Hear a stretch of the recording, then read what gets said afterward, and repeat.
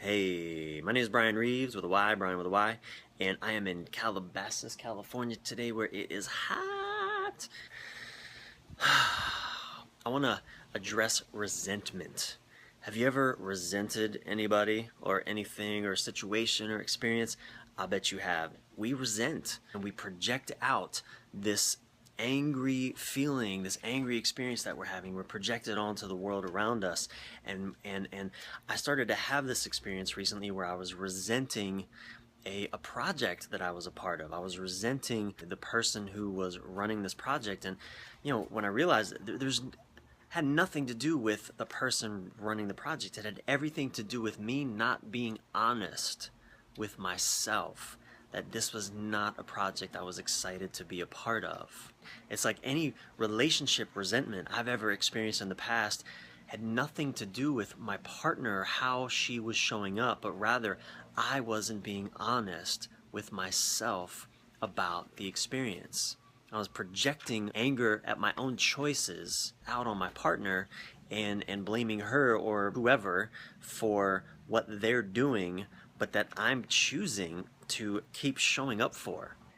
And if you experience resentment, you probably fall into one of these three categories. You're either a people pleaser, which I can relate to, right? You just want kind of people to be happy around you so you can be liked. Or you're a service martyr, which I can also relate to, which is where you just sort of sacrifice yourself and you want to show up for other people, but in that process you don't take care of yourself and you ignore the signs in your own body, your emotional wisdom, your embodied wisdom, and just your own desires and dreams and hopes, and you ignore all those for the sake of taking care of someone else's, right? Service martyr. Or you're a conflict avoider. Again, I can relate to that too. Anger can be scary. We live in a world that doesn't really know how to do conflict well. So there's a lot of us that are conflict avoiders. We end up projecting out resentment at other people because they can't read our minds. They can't really see what's going on with us because we're not telling them, or we're not communicating it in an effective way, or maybe we're communicating it but in ways that they can't hear us.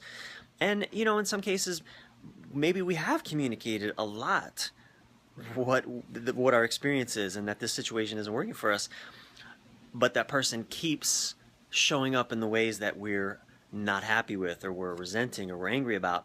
And you know, in that case, it reminds me of a story that Byron Katie tells.